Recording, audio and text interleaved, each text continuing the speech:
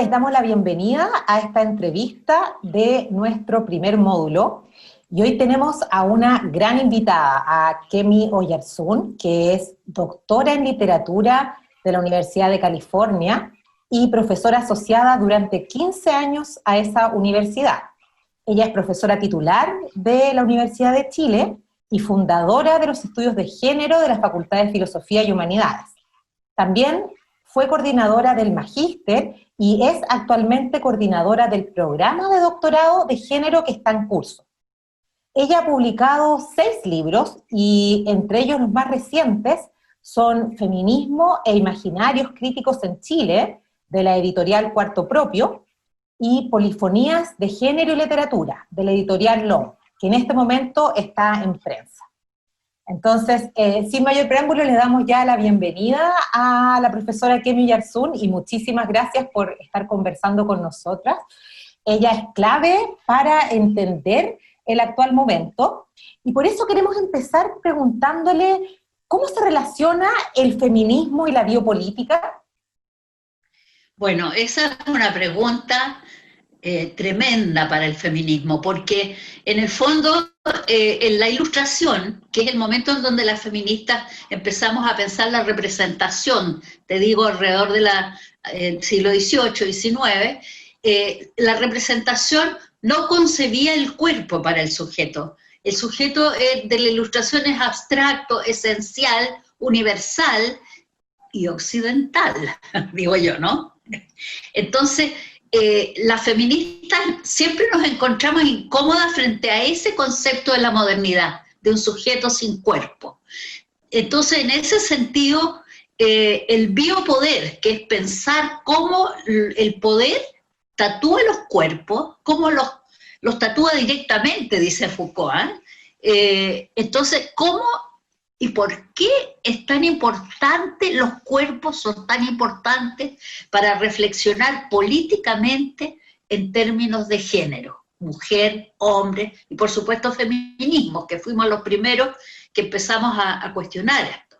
Entonces, ¿por qué es tan importante? Yo diría, y hay que entender el concepto de anátomo-política y el concepto de biopolítica, porque los dos tienen implicancias directas para el feminismo. Foucault distingue, ¿verdad?, la anátomo-política como una práctica de poder dirigida a los cuerpos individuales, o lo que yo llamo singulares. No creo que los cuerpos sean nunca individuales, pero bueno, a los cuerpos singulares y a partes de los cuerpos, anatómicamente, ¿no? Se degollaba, en fin. Y en ese sentido fue muy importante el concepto de anátomo-política, porque, por ejemplo, la histeria, en la medicalización de los cuerpos de las mujeres, la histeria se centró en el útero, y diríamos que la histeria, como no es masiva todavía, es dirigida hacia un grupo, que somos las mujeres, pero las mujeres descontentas, que no calzaban en la reproducción, y se centró la medicina en el útero, siglo XVIII, y se decía que del útero emanaban vapores malignos que le conferían a las mujeres este estado psicológico, físico, psicofísico, de la histeria, que en el fondo tenía que ver con inventar enfermedades. Tú te das cuenta, ¿no? Entonces, claro, es clave pensar la anátomo-política desde el punto de vista del útero, si lo queremos pensar así. Y está vinculado también con el desarrollo de la medicina hacia la psicología y la psiquiatría, que es el control médico de la psique, del alma, que obviamente fue muy tardío, el alma fue muy tardío en ser aprehendido por la medicina. Primero era, qué sé yo, las pestes, en fin, aislar las pestes, qué sé yo. Al principio la locura era un barco que se aventuraba hacia los límites increíbles de la humanidad y del universo. pero en ese sentido el útero es un ejemplo de anatomopolítica. El otro es la vagina, perdón, el clítoris y el orgasmo, que durante un siglo y medio desapareció el orgasmo, ¿ya? Fue considerado que no era relevante pensar el orgasmo femenino porque no incidía en la reproducción. Tú podías ser violada y no gustarte nada o estar en una relación obligada, marital, y sin embargo el orgasmo no era necesario y tú podías reproducirte. Entonces es curioso ver la anatomopolítica desde partes de los cuerpos, ¿no? Y yo me centro mucho en el útero y en el clítoris, para dar el ejemplo. Luego, el biopoder se convierte en una ciencia para las poblaciones y afecta las demografías y, por supuesto, el control de la natalidad con Malthus, ¿no? Ese es un segundo momento, o sea, un momento importante del biopoder que tiene que ver con cómo vamos a controlar poblaciones enteras. Y para controlar poblaciones enteras es clave el control de la natalidad y las penalizaciones del aborto. Y en ese sentido yo siempre digo, la mujer fue anexada al Estado desde el útero y su capacidad de reproducción antes de ser concebida como un sujeto completo, soberano y autónomo que tiene derechos. El Estado primero penalizó el aborto, es decir, anexó el útero negativamente al Estado. Entonces, eso por estos elementos, ¿no? Es tan importante para los feminismos, para el feminismo y los estudios queer, diría yo, el concepto de biopolítica. Ahora, en tercer lugar, y esto sí que es grave, también alrededor del 18 viene todo el concepto de la anarquía médica, y se empieza a organizar la comunidad médica frente a los anarcomédicos. ¿Y quiénes eran estas anarquías médicas? Sino las damas, las comadronas,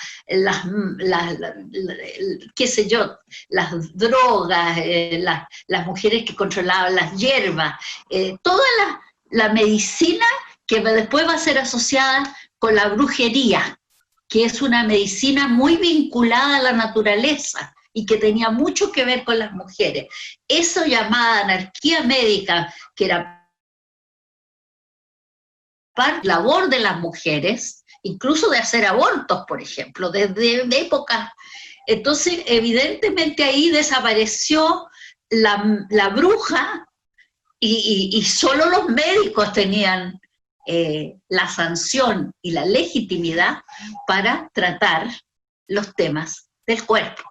Hoy día nos encontramos con las mapuches y los mapuches todavía cuestionados, demonizados por no constituir la práctica médica legitimada y muy, por supuesto, masculinizada. Bueno, muchas gracias, Kemi. Y hablando un poco también del feminismo, ¿cómo se relaciona con el neoliberalismo, que es el sistema que lamentablemente hoy en día en nuestra Constitución podemos decir que es neoliberal? Actualmente el neoliberalismo es el sistema que tenemos en Chile, justamente el que ha profundizado las desigualdades estructurales que afectan nuestros cuerpos en particular. ¿Y cómo se relaciona entonces el neoliberalismo con los feminismos? Siguiendo un poco con esta conversación.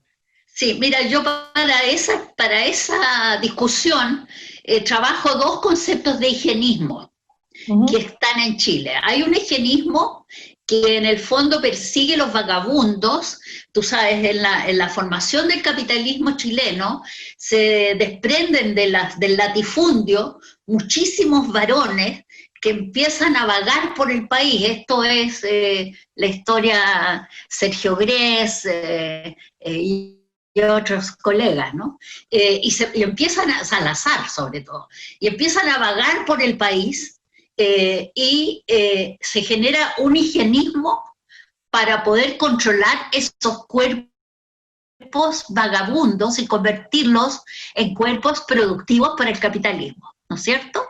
Sabemos que las mujeres evidentemente llegaban a las minas en forma muy anexa, porque hacían parte de las chinganas, en fin, pero las mujeres terminan en los conventillos en general, no llegan a las minas en masa. Entonces, el capitalismo tiene todo que ver con esa higienización y el concepto de pestilente, el vagabundo, y siempre es pensado en forma pestilente también sexualmente. ¿Ah? Son los aberrantes, son los degenerados que andan por las calles, que se llevan a las niñitas, les contaban las mamás en mi época, cuidado con los hombres vagabundos, que esos son perversos, no solo son pobres y cochinos, ¿no? Y pestilentes, sino que además son degenerados. Ese higienismo es un higienismo que todavía existe en Chile y que yo lo miro desde una perspectiva que tiene mucho que ver con la militarización finalmente, con el castigo, primero con la disciplina, hay que lavarlos, hay que limpiarlos, pero también moral, y luego cada vez más se los va a encerrar, como locos, como criminales, en fin. Entonces, ese higienismo no es el mismo que el que generó Salvador Allende, y yo creo que ir estos dos tipos de higienismo, porque había un higienismo que tiene que ver con el alza de los trabajadores y las trabajadoras obreras a fines ya en el 19, perdón, en el 20, y ese higienismo se preocupa de que el Estado se haga cargo de los cuidados, y esto es clave. El Estado se tiene que hacer cargo de los cuidados y eso es distinto a la docilización y a la pestilencia como se trataba a los cuerpos trabajadores. Entonces, si el Estado cuida, emerge justo en los años 30 el feminismo más importante de Chile, que es con el movimiento de emancipación de la mujer chilena. Y ahí empieza a producirse la preocupación no solo por que los cuerpos, el alcoholismo y todo, pero esas eran las familias proletarias. Y a veces la gente se confunde y dice, ¿y por qué las familias proletarias defendían la familia? Bueno, defendían la familia porque, me dijo una vez una obrera, porque veníamos de familias rotas. Y la palabra rota ahí tiene esos dos sentidos. Entonces está toda la sacralización de la familia que va muy vinculada a el capitalismo y que sigue en el neoliberalismo, a pesar de que el neoliberalismo, entre comillas, hace pebre la familia, la pulveriza. Y eso lo vio Elwin en el 92 cuando hizo el estudio de qué tipos de familias teníamos en Chile, ¿no es cierto? Porque no todas calzaban. Y en ese sentido, entonces, es que es muy importante entender que para el feminismo los cuidados vienen a ser clave porque la mujer realiza doble y triple labor. Si es feminista, en la casa trabaja, trabaja en la calle, tú sabes, cada vez más se van a ir las mujeres hasta llegar hoy, ahora, a casi la mitad de la fuerza laboral. O sea, las mujeres al salir a trabajar masivamente empiezan a tener el problema del doble trabajo, y si son activistas feministas y activistas sindicalistas, trabajan 3 jornadas. Nosotros hemos hecho estudios donde te dicen, no nos queda tiempo para nosotras, como máximo 1 hora a la semana. Entonces, ¿qué pasa con el capitalismo? Que tiene también 2 fases. Una fase que se llama capitalismo de bienestar, que es el que empieza a preocuparse de los cuidados y a garantizar mínimamente ciertos derechos. Derecho a la salud, derecho a la educación y derecho ¿cómo se llama? Salud, educación, y en ese sentido, el neoliberalismo privatiza el Estado al máximo. Al privatizar el Estado al máximo, le quita todo lo que se había avanzado en derechos a los cuidados. Y el tema de los cuidados es clave para el feminismo. Es clave porque tiene que ver con que el Estado, porque el trabajo de la casa es invisible y no remunerado, pero contribuye al PIB. Eso está estudiado. En todos los países desarrollados se ha estudiado en qué medida el trabajo de las mujeres invisibilizado y no remunerado en el hogar contribuye al PIB. ¿Por qué? Porque ese trabajo es indispensable para la reproducción del capital cuando uno sale a trabajar. No sé si fui un poquito muy burda y muy rápida. No, buenísimo. Muchas gracias. Y justamente el tema de los trabajos se ha visibilizado mucho con la actual pandemia, que justamente somos las mujeres las que asumimos la mayor carga de trabajo, somos las mujeres las que estamos en la que se ha llamado en el lenguaje bélico, podríamos decir, la primera línea de salud en un gran porcentaje. Entonces, y también pensando en el reciente estallido social, en el cual nos dimos cuenta, y esto fue súper bonito que lo escuché en un cabildo, una niña joven que me dijo, nunca pensé que tanta gente pensaba como yo, que estábamos tantos así, que tantas personas estábamos disconformes. Y eso ha sido súper lindo en el último tiempo, darse cuenta que muchas personas no nos sentíamos representadas por este sistema neoliberal extremo. Entonces, pensando en estas dos llamadas crisis sociales, de salud, económicas, que hemos vivido recientemente, ¿de qué forma las teorías feministas y la biopolítica nos ayudan a entenderlas? Eso podríamos elaborar. Yo diría que hay una cuestión que es clave y que no hemos mencionado y que tiene que ver con biopoder, que es la violencia. La violencia está concebida muchas veces, bueno, en Chile, como si fuera un problema de hogar, doméstico. Y costó mucho, ha costado, todavía está costando, terminar con la idea de que la violencia es del hogar y que curar la violencia, calmar la violencia, domesticar la violencia, va a reparar las familias quebradas. Entonces, lo que preocupa es no una política estatal contra la violencia de género dentro y fuera del hogar. Ese es el tema, que no tiene que ver solo con la familia, porque el patriarcado impone la violencia como relaciones sociales y las normaliza. Entonces, las relaciones son sociales, y si hay violencia en el hogar, es porque la violencia de género, el patriarcado, se basa en la subyugación de un género por el otro. Y no solo a nivel individual, sino a nivel global y social. Entonces, la violencia hay que ubicarla clave, porque yo creo que una de las cuestiones más importantes que se dio es la crítica a las distintas formas de violencia.